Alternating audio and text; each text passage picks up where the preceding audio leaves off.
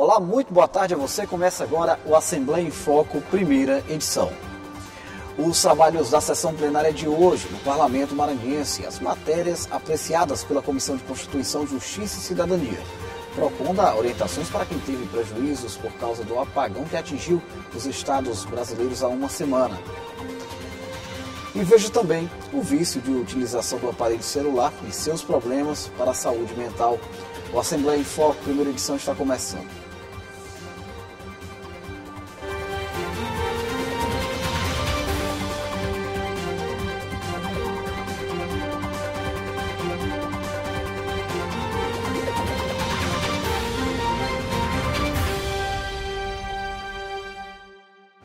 Encerrou agora há pouco a movimentação no plenário do deputado Najib Aikel, da Alema.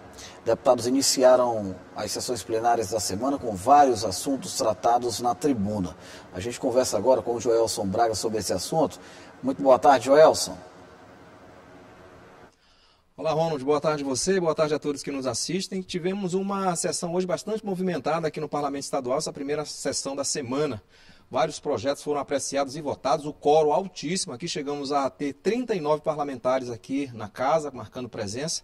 E tivemos, claro, vários pronunciamentos. O primeiro pronunciamento na sessão foi do deputado Wellington do Curso, o deputado que chegou recentemente de um encontro da UNALI, que é a união, dos legislativos e legisladores, Ele participou nos Estados Unidos, com deputados, parlamentares de vários países da América, O deputado ressaltou os pontos que foram tratados lá nesta viagem.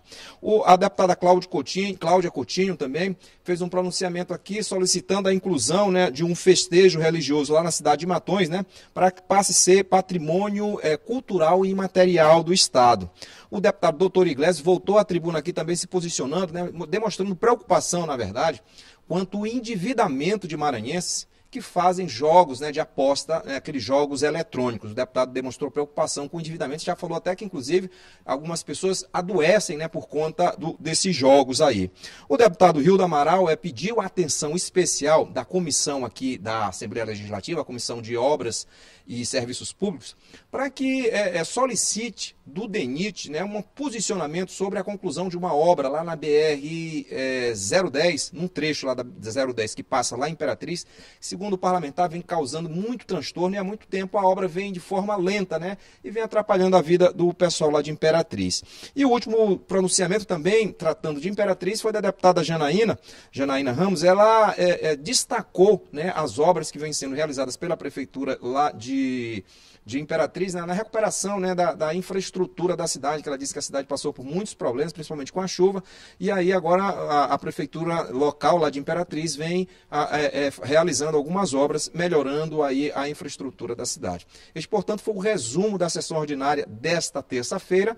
O nosso encontro amanhã na sessão, novamente, é a partir das 9h30 da manhã, claro, com transmissão ao vivo da TV Assembleia e cobertura por todas as nossas redes sociais. Eu volto com você, Ronald. Ok, Joelson, muito obrigado. No âmbito das comissões, a CCJ deliberou sobre alguns projetos, entre eles uma matéria que busca a valorização para as quebradeiras de coco, tradicionais trabalhadoras do Estado. A Comissão de Constituição, Justiça e Cidadania contou ainda com a presença do seu representante, o presidente Carlos Lula, e de demais integrantes. Durante reunião, os deputados que integram a Comissão de Constituição, Justiça e Cidadania da Assembleia Legislativa do Maranhão emitiram parecer de constitucionalidade e legalidade para vários projetos de lei. O deputado Carlos Lula, presidente da CCJ, conduziu os trabalhos e destacou a importância de um PL de sua autoria, que reconhece as quebradeiras de coco como patrimônio de natureza imaterial do Maranhão. A gente tem esse sentimento sobre o que se faz e o que se produz no estado do Maranhão. O projeto é voltado para reconhecer os saberes das quebradeiras de coco como patrimônio material do estado. Isso é muito importante, eu acho que a gente avança hoje para a proteção da nossa cultura, do nosso patrimônio e desse saber que é tradicional. A gente não pode perder isso. A despeito da gente querer avançar, querer evoluir, querer ter desenvolvimento econômico e eventualmente a gente não dispor mais do mesmo modo de se fazer ou de se quebrar coco com a baçu como se fazia há muito tempo, isso tem de ser reconhecido como um saber tradicional e ser valorizado pelo Estado, e esse é o objetivo do nosso projeto. Outro projeto de lei aprovado restitui o serviço público de loteria no Estado. De autoria do Poder Executivo, o projeto teve como relator o deputado Fernando Braide. A atualização da Lotema, que é a loteria aqui no Estado, para que o recurso seja melhor dividido, melhor usado para as pessoas do nosso Estado. A gente acredita que pode ser um meio de, sem onerar mais ainda o contribuinte, a gente apor recursos no patrimônio do Estado do Maranhão e, com isso, poder desenvolver políticas públicas para a sociedade. Já o deputado Davi Brandão destacou a aprovação do projeto de lei que institui a política estadual Nasce uma Criança, Planta-se uma Árvore. Muitos projetos importantes na CCJ, inclusive teve um da deputada Solange, instituindo Nasce uma Criança e Planta uma Árvore. A gente sabe que essa questão hoje nós estamos vivendo com essa tanto de queimada, com esse clima todo diferente que a gente estava acostumado antigamente, as coisas estão se modificando e essa preocupação que ela mostra com o meio ambiente sempre é fundamental para essa casa e, acima de tudo, para a população do Maranhão de forma geral. Então, muitos projetos tramitaram hoje nessa casa, projetos importantes para a sociedade, projetos que vão efetivamente contribuir com o povo. A gente se sente orgulhoso por fazer parte desses relatórios, por estar aqui junto com os deputados, aprovando e melhorando sempre a vida da população do Estado do Maranhão. Os projetos de lei seguem agora para a apreciação dos deputados no plenário da Casa. No último dia 15 de agosto, 25 estados brasileiros, mais o Distrito Federal, foram surpreendidos pela falta de energia elétrica. Uma semana após o ocorrido, muita gente ainda reclama dos prejuízos causados pelo apagão. O PROCON orienta o que o consumidor deve fazer se forem comprovados os danos pela falta de energia. Uma semana depois, as causas do apagão continuam sendo investigadas. O prazo para a entrega do relatório do Operador Nacional do Sistema Elétrico é de 45 dias. Ainda essa semana, uma reunião com a participação do Ministério de Minas e Energia deve avaliar as informações sobre o que ocorreu. Foram 25 estados e o Distrito Federal afetados pela interrupção do fornecimento de energia. No Maranhão, a falha causou uma série de transtornos e quem teve prejuízos ainda pode pedir ressarcimento pelos danos. Segundo o Instituto Brasileiro de Defesa do Consumidor, no caso de aparelhos eletrônicos, por exemplo, o pedido pode ser feito à distribuidora de energia da região em até 5 anos. A Agência Nacional de Energia Elétrica estabelece ainda o prazo de 10 dias para a inspeção dos aparelhos pela concessionária e de 20 dias para o ressarcimento do produto. Mas é preciso comprovar que a falha no fornecimento de energia foi realmente a causa do problema. O mesmo serve para o extravio de alimentos e medicamentos. Nesse caso, o consumidor precisa comprovar a compra e a falta de refrigeração como causa. A presidente do PROCON no Maranhão lembra que, ainda assim, caso o consumidor se sinta prejudicado, deve formalizar a denúncia. É importante dizer que o consumidor que se sentir lesado, que tiver um objeto, um eletrodoméstico que foi danificado por oscilação ou o apagão que aconteceu, entre em contato com a concessionária para, a partir daí, a concessionária fazer a vistoria desses aparelhos e poder cumprir os prazos que diz a Resolução 1000 de 2021. E caso o consumidor se sinta lesado, se esses prazos não estiverem sendo respeitados, é importante imediatamente informar o PROCON Maranhão para que nós podemos notificar a empresa. No próximo bloco você confere a preparação de estudantes para o Exame Nacional do Ensino Médio por meio de um projeto social de iniciativa do deputado Neto Evangelista. Você vai ver ainda os riscos do excesso de utilização de aparelhos celulares para a saúde mental. A gente volta já.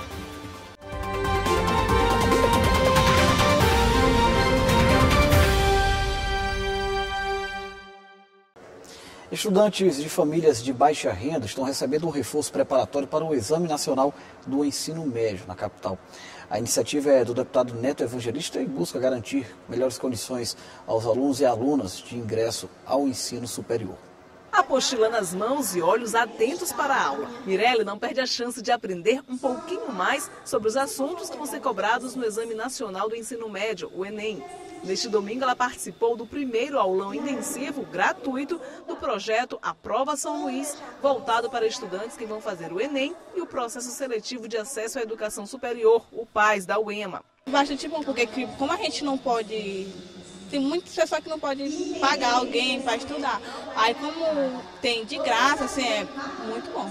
A iniciativa é do deputado estadual Neto Evangelista, com foco em estudantes de famílias de baixa renda que não têm condições de pagar um cursinho preparatório. O objetivo é ajudar os estudantes a entrarem no ensino superior. É importante a gente poder dar oportunidade. O que a gente está prezando aqui é ter cuidado com as pessoas, sobretudo. Oportunidade para muitos que outrora não teriam.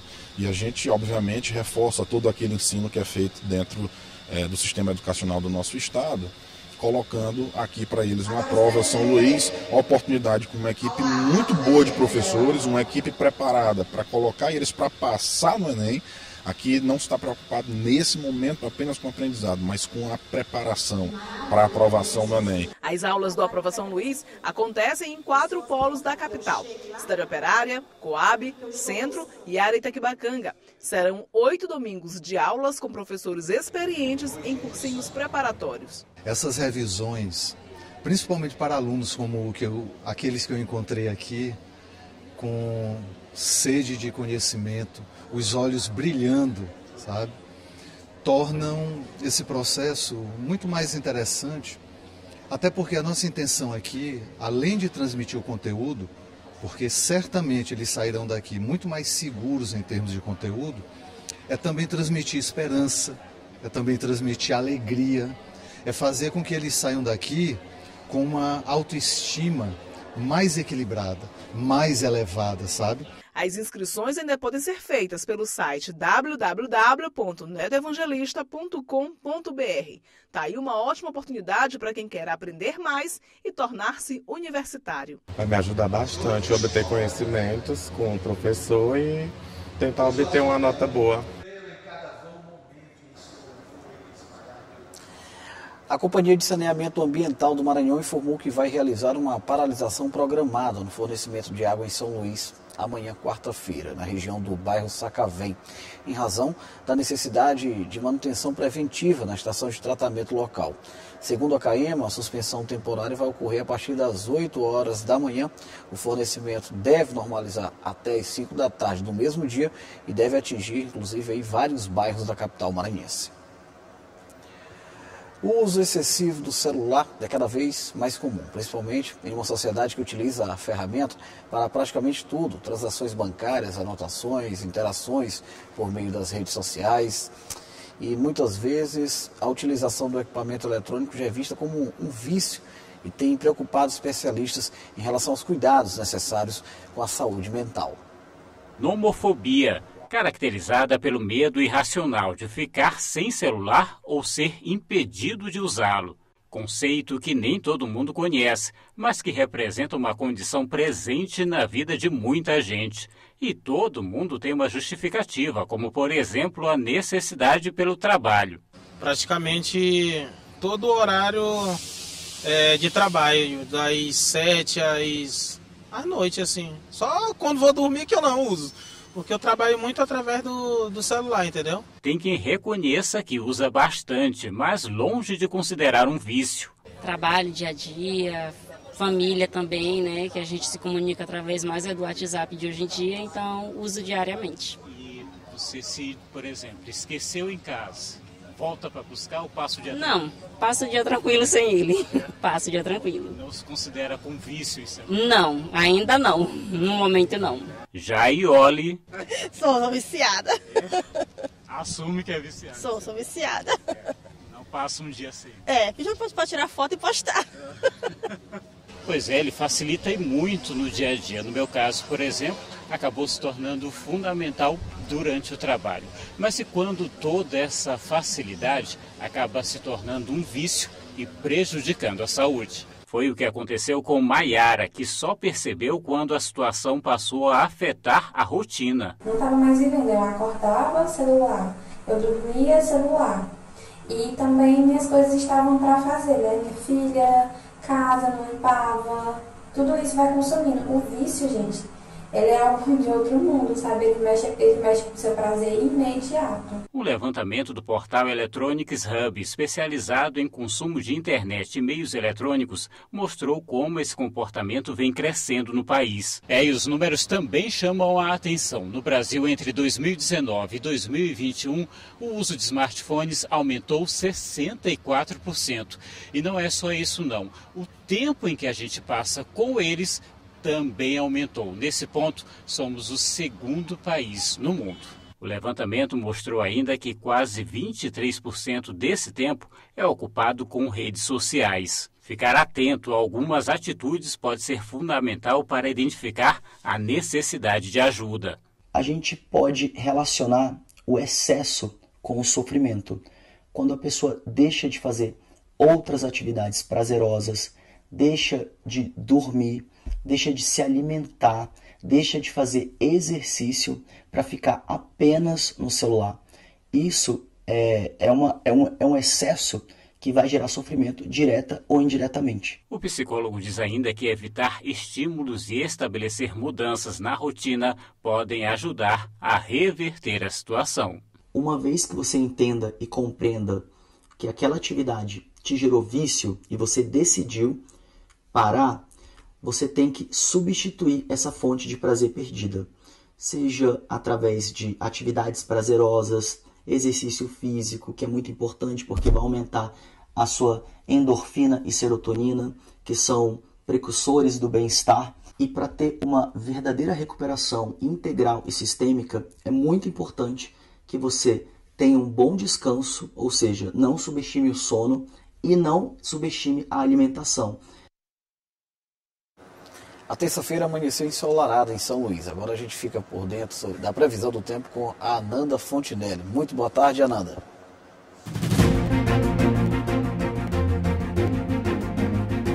Boa tarde, Ronald. Boa tarde para você. Vamos à previsão do tempo para essa terça-feira. Olha só, na capital, os termômetros variam entre 26 e 32 graus na máxima. E pode-se esperar um sol com aumento de nuvens, mas não se descarta pancadas de chuva agora na parte da tarde. À noite, o tempo fica aberto. Em Presidente Sarney, assim como na capital, o sol aparece com algumas nuvens, mas há possibilidade de chuva até o fim da tarde. A mínima é de 26 e a máxima pode chegar até 33 graus.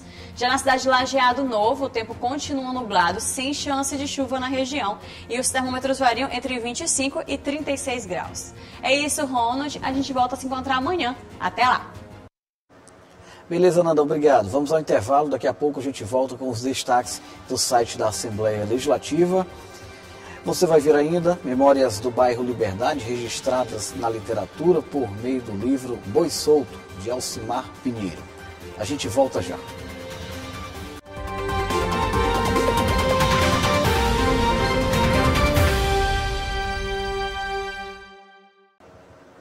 Estamos de volta, vamos ficar conectados com as informações do portal da Assembleia, o site oficial do Parlamento Maranhense. Josimar Melo tem as novidades.